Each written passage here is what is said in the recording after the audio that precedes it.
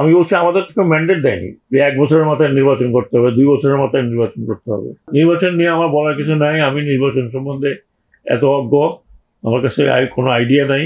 এটা election commission বলতে পারবে।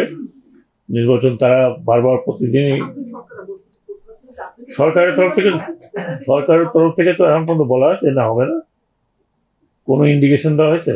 দেশের প্রস্তুতি নেওয়ার ব্যাপার হচ্ছে ইলেকশন কমিশন। এখন পর্যন্ত ইলেকশন কমিশন তার অ্যাকশন শুরু হয়নি, যেন প্রিপারেটরি স্টেজে আছে। হলে তখন বোঝা যাবে যখন হবে। সরকার তো বলে নাই, গভর্নমেন্ট তো বারবার বলছে, আমরা বারবার বলছি, যেখানে যাচ্ছে সেখানে বলছি যে নির্বাচন সময় মতো হবে। তো আমি বললাম না, আমাদেরকে কেউ বলছে গাড়ি ধরে যে নির্বাচন করতে হবে তোমাকে। ও আগে ছিল যে 2 বছরের সেটা ছিল, ইলেকশন করতেই হবে, দ্যাট টু লিভ।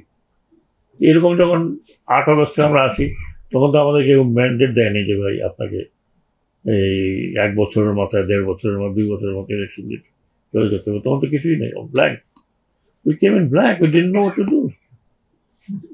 পুরো কোলাপস হয়েছে। সব মশার বিরুদ্ধে সুরক্ষা দিতে এলো বসুন্ধরা এক্সট্রিম অ্যারোসল। মশার বিরুদ্ধে এক্সট্রিম সুরক্ষা। আমাদের দেশে এতদিন তো নির্বাচন হয় নাই, যেটা হয়েছে ওগুলোকে নির্বাচন আমার ডেফিনেশন না।